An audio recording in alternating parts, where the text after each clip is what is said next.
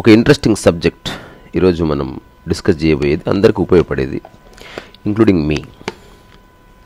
అదేమిటి అంటే మనుషులకు మాత్రమే ఉండే ఒక వింత వ్యాధి, ఫుడ్ క్రేవింగ్. అంటే తిండి కోసం తహతహలాడే ఒక విచిత్రమైన వ్యాధి. దాని తర్వాత వచ్చే పర్యవసనాలు అది వేరే సంగతి. ముందు ఈ క్రేవింగ్స్ అనేవి మనిషిని చాలా ఇబ్బంది పెడతాయి. Most of the people have cravings, creative people have cravings. అది ఎందుకుందో తెలియదు, కానీ దాన్ని కాస్త అధ్యయనం చేస్తే దానికి కారణాలు మనకు స్పష్టంగా కనిపిస్తాయి. సో ప్రస్తుతం నాకు ఫుడ్ క్రేవింగ్స్ లేవు, కానీ ఒక పర్టికులర్ టైంలో అంటే 2009కి ముందు నేను దాన్ని ఎక్స్పీరియన్స్ చేసిన. తర్వాత 2009కి కొంచెం ముందు ఒక చిన్న ప్రయోగం కూడా చేసినాం, నేను ఇంకో 2 మిత్రులతో కలిసి. తద్వారా ఫుడ్ క్రేవింగ్ అనేది వెళ్ళిపోయింది. సో ఫుడ్ క్రేవింగ్లో ఈ క్రేవింగ్ అనే పదం యొక్క మూలార్థం ఏంది అంటే to have an intense desire for, ఒక రకమైన అర్జెన్సీ, ఎర్నెస్ట్నెస్ అంటారు అనమాట. అంటే నాకేదో కావాలి, ఇప్పుడే కావాలి, మోతాదుకు మించి కావాలన్న ఒక బలమైన కోరిక.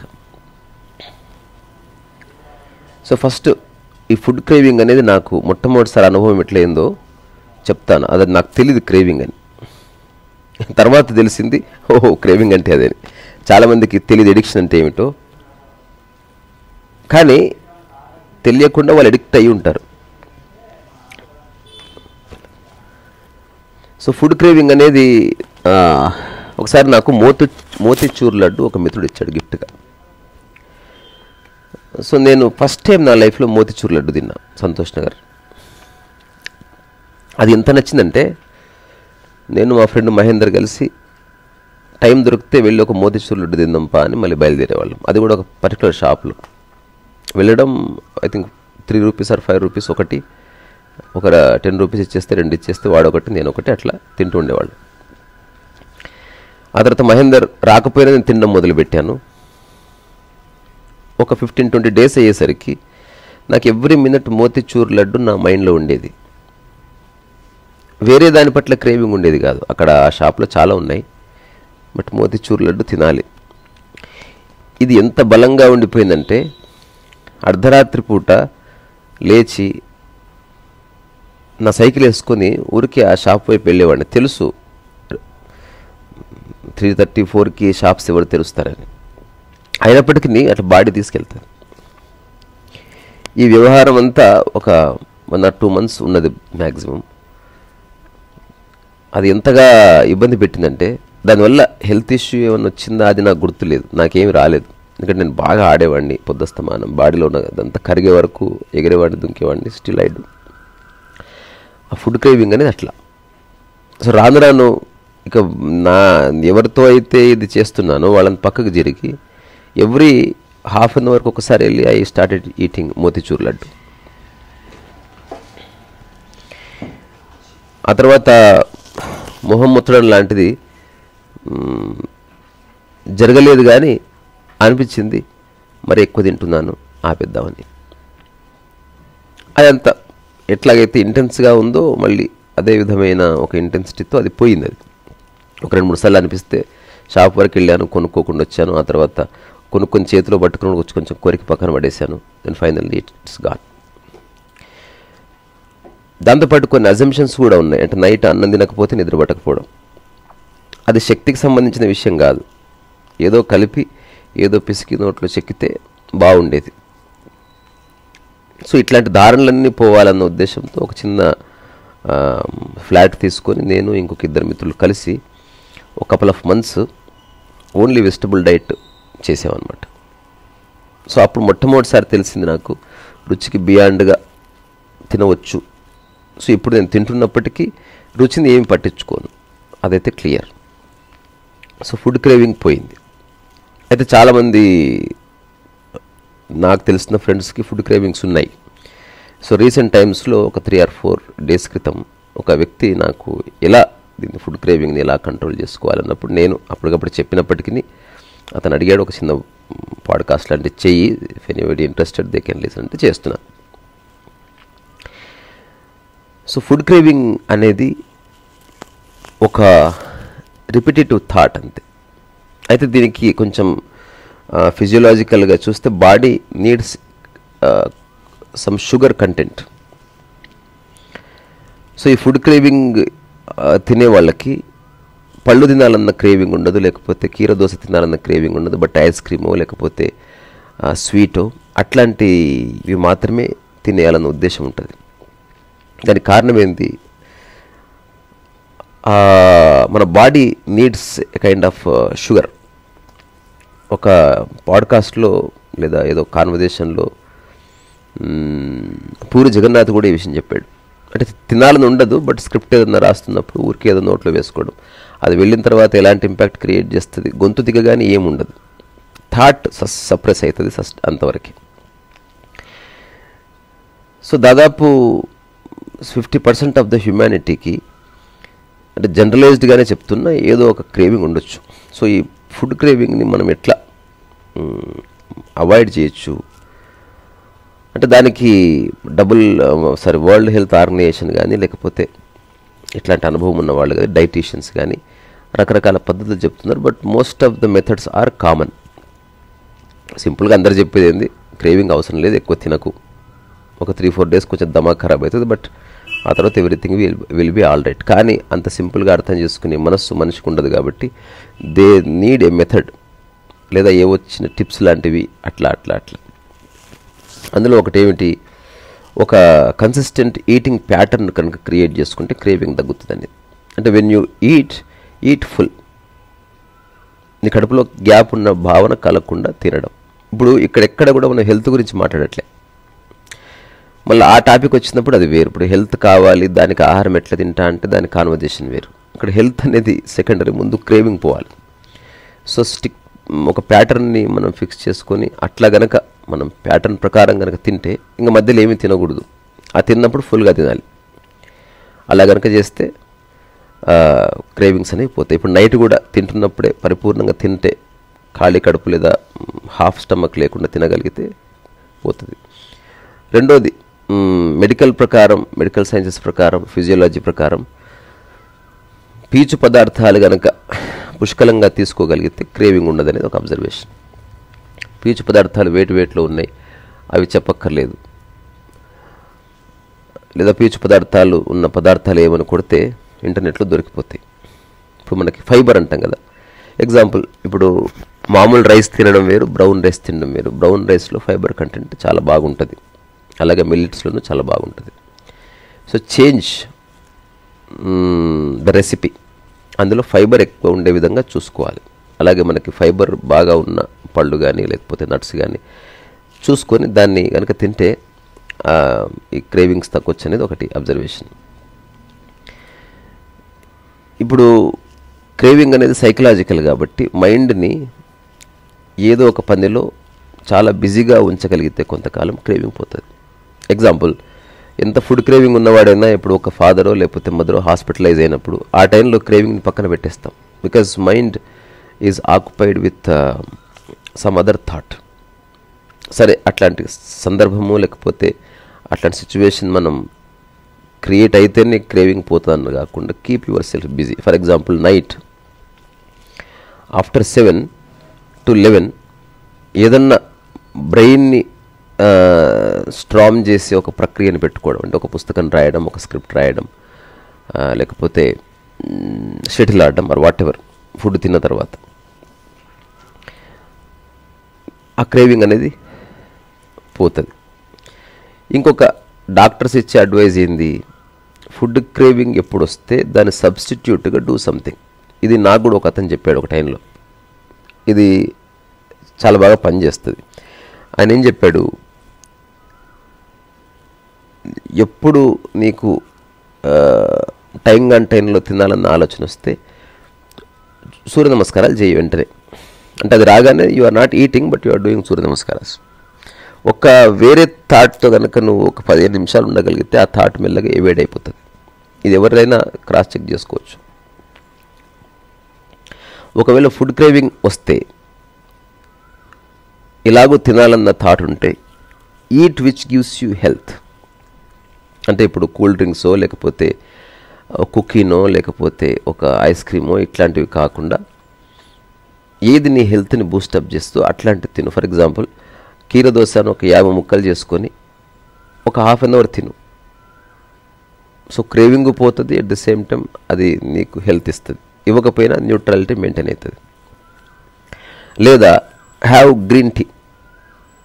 ఇప్పుడు చైనా అండ్ జపాన్ కల్చర్స్లో మనం తాగుతున్నట్టుగా చిన్న గ్లాసులో వాళ్ళు టీ తాగరు. అంటే మనం చాలా టీ పొడిని బాగా మరిగించి డెన్స్గా తయారు చేసుకొని తాగే ప్రక్రియ వేరు. అట్లా కాకుండా నిజంగా వేడి నీళ్ళు బాగా మరగబెట్టుకొని అందులో జస్ట్ చిటికెడు గ్రీన్ టీ వేస్తే కొంచెం ఫ్లేవర్ వస్తుంది. ఇప్పుడు ఒక half an hour to 45 minutes చిన్న కప్పుల్లో పోసుకొని సిప్ చేస్తూ ఉండడం వల్ల ఫుడ్ క్రేవింగ్ నిజంగా పోతుంది. కానీ అట్లా చేయాలన్న థాట్ రాదు. రేపు చేద్దాంలే అని ఒక చిన్న పోస్ట్‌పోన్‌మెంట్ వస్తుంది. సో ఇవన్నీ ఫుడ్ క్రేవింగ్స్. అంటే ఈ 5 మెథడ్స్ ఓవరాల్గా ఎవరైనా చేసుకోవచ్చు. ఇవన్నీ ఇంటర్నెట్లో ఉన్నవే. మనం కాస్త కామన్ సెన్సికల్గా ఆలోచిస్తే కూడా ఈ ఐడియాస్ వస్తాయి. నేను మళ్ళీ ఒకసారి రిపీట్ చేస్తా. అదేంది? Right fixed eating pattern and eat full stomach meal. ఇదొకటి. అంటే మంచిగా పొట్ట నిండా తినేసేయండి. తద్వారా తినాలన్న ఆలోచనే రాదు. సగం ఇప్పుడు ఎవరికైతే నియంత్రించుకునే శక్తి ఉందో అట్లాంటి వాడు ఒక 50% స్టమక్ నింపినా కూడా, వాడికి ఆకలిసినా కూడా వాడు నియంత్రించుకోగలడు. రెండవది ఫైబర్ కంటెంట్ ఉన్న పదార్థాలు తినడం. ఫైబర్ కంటెంట్ ఉన్న పదార్థాలు అంటే ఇంతకుముందు చెప్పుకున్నట్టు బ్రౌన్ రైస్తో చేసిన మీల్స్ తినడం. ఫైబర్ ఎప్పుడైతే పొట్టలో ఉందో క్రేవింగ్ అనేది పుట్టదనేది ఒక అబ్జర్వేషన్. మూడవది నోరూరించే ఆహార పదార్థాలని చుట్టుపక్కల పెట్టుకోకుండా చూసుకోవడం. ఇది కూడా ఒక డ్యామేజింగ్ ఫ్యాక్టర్ ఎవరికైనా. ఐస్ క్రీమ్ తినొద్దు అనుకున్నావు, బట్ హఠాత్తుగా ఐస్ క్రీమ్ కనిపించింది, బాడీ వెళ్ళి తినేస్తుంది.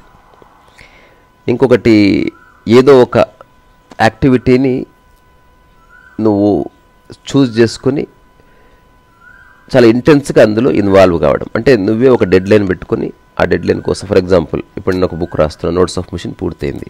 అది ఊరికే పూర్తయ్యే పుస్తకం కాదు, అది చాలా వర్క్ ఉంది. కానీ ఐ ఫినిష్డ్ ఇన్ 2 months.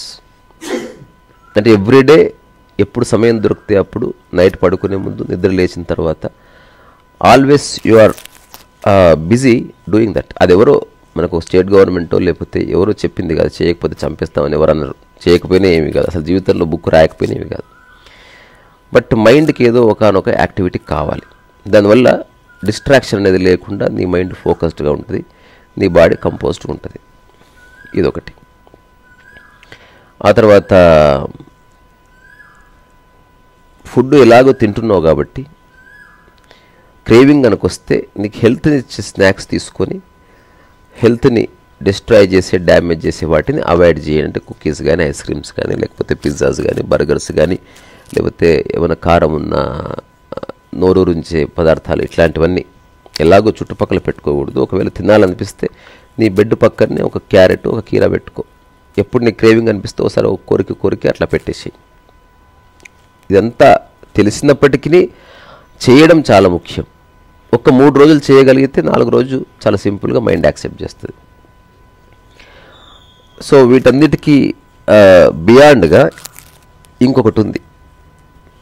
ఈ ఫుడ్ క్రేవింగ్స్ని మానేయాలన్న రకరకాల ప్రయత్నాలు చేసి విఫలమైన వాళ్ళు అడాప్ట్ ఆటోఫెగీ. అంటే ఒక 46 hours అసలు ఏమీ తినకు. ఆ తర్వాత ఎవ్రీ వీక్ 1 day ఒక 24 hours తినకుండా ఉండు. అట్లీస్ట్ నువ్వు క్రేవింగ్స్ ద్వారా తిన్న చెత్త ఏదైతే ఉందో అది కన్జ్యూమ్ అవుతుంది. సో ఈరోజే నిర్ణయించుకున్నాం, నేను ఇంకొక ఫ్రెండ్, రేపు సాయంత్రం 7 నుంచి ఎల్లుండి సాయంత్రం 7 వరకు we decided not to eat autophagy. అంటే సెల్ఫ్ ఈటింగ్. యాక్చువల్గా ఇది ఉపవాసం కాదు, నిరాహారం కాదు. మన శరీరంలో ఉన్న చెత్త ఉంటుంది, కరుగుతున్నట్టు తెలుస్తుంది కూడా. ఒక 36 hours to 48 hours చేస్తే actually you feel that unnecessary fat gets consumed. So ఇది ఫుడ్ క్రేవింగ్కి సంబంధించిన చిన్న ఇన్ఫర్మేషన్. సో మనం బాగుండాలంటే మన బాడీ కూడా బాగుండాలి, ఆ బాడీ లావు కాకుండా ఉండాలి. అదొక సమతౌల్య స్థితిని ఎక్స్పీరియన్స్ చేస్తూ ఉండాలి. వీటికి అత్యంత ముఖ్యమైన రోల్ ప్లే చేసేది మనం తీసుకున్న ఫుడ్డే. నాకు చాలా ఏజ్ ఉండి అంటే 90 అబోవ్ 100 అట్లా ఉన్నవాళ్ళు నాకు కొందరు పరిచయం ఉండేవాళ్ళు. ఇప్పుడు నేను వాళ్ళని కలవడం లేదు for some reason, still they are alive. వాళ్ళు నాకు చెప్పిన ఒక చిన్న ఫార్ములా ఏంటంటే ఈట్ లెస్, అంతే. అంటే బాగా తినడం అనేది it's not a good thing. తినే కొంచెం హైజీనిక్ ఫుడ్ అంటే పళ్ళు, వెజిటబుల్స్, తర్వాత మొలకలు, తర్వాత పచ్చి కొబ్బరి, ఎండు కొబ్బరి, అంటే ఇట్లాంటివి కనుక తిని ఒక 10 to 15%, 20% నువ్వు నీకున్న జీవచాపల్యం వల్ల కొంచెం పప్పు వేసుకొని అది వేసుకొని ఇది వేసుకొని తినగలిగితే దెర్ ఈజ్ నో ప్రాబ్లం, అంతే. ఎంత అనుకున్నా కూడా క్రేవింగ్ అనేది ఉంటుంది. మైండ్ ఉన్న చోట ఇవన్నీ ఉన్నాయి. ఇప్పుడు అదే ప్రకృతిలో ఏ ప్రాణికి క్రేవింగ్ ఉండదు, ఆకలి తీరగానే తినడం ఆపేస్తాయి. రెండోది, మన దగ్గర ఇంట్లో తిండి ఉంది, నువ్వు ఇప్పుడు కాకుండా సాయంత్రం కూడా తినొచ్చు, అయినా సరే క్రేవింగ్ వల్ల తినేస్తాం. అదే ఓ పక్షికి కానీ కుక్క కానీ నెక్స్ట్ మీల్ అవైలబుల్ లేదు, అయినా కూడా అవి ఎంతో చక్కగా ఫుడ్ని కడుపు నిండగానే ఆపేస్తాయి. సో అత్యంత బెస్ట్ జీవన సూత్రం ఏంది, ఎవరైనా నాతో సహా పాటించవలసింది. సరే, మనకున్న జీవన విధానాల వల్ల అప్పుడప్పుడు ఒక్కొక్కసారి మనం ఒక 1 month 2 months we get carried away. అట్లా కాకుండా జ్ఞప్తికి తెచ్చుకోవాల్సిన విషయం, ఆకలి అయితే తిను, లేకపోతే తినకు, ఏమీ కాదు. తింటున్నప్పుడు ఆకలి తీరగానే ఆపేసి, ఏమీ కాదు. ఈ రెండు కనుక ఎవరన్నా చేస్తే గోడ మీద రాసి పెట్టుకోవాల్సిన గొప్ప సూత్రాలు ఇవి. ఇక్కడ ఏం తింటున్నాం అనేది ఇర్రెలెవెంట్ ప్రస్తుతానికి.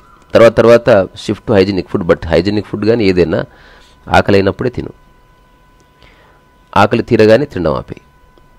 దీని మధ్యన నువ్వు ఎప్పుడు నోరు ఆడేయకూడదు. రెస్ట్ ఆఫ్ ద టైం నువ్వు తిరుగు, ఎగురు, దుంకు, మాట్లాడు, do what ever you want. ఇంకా ఫ్రాంక్లీ స్పీకింగ్, అసలు నోరు ఎక్కువ వాడకపోతే మంచిది. అది తినడానికి కానీ మాట్లాడేది. అందరూ అంటారు మాట్లాడకపోతే ఎట్లా అని. అవసరమైన విషయాలు, నిన్ను ఎన్లైటన్ చేసే విషయాలు, నేర్చుకునే విషయాలు ఎంతైనా మాట్లాడు. మాట్లాడే విషయాలు పర్సనల్ విషయాలు ఉండకూడదు. ఇది అర్థం చేసుకుంటే సరిపోతుంది. సో ప్రస్తుతానికి ఇంతే.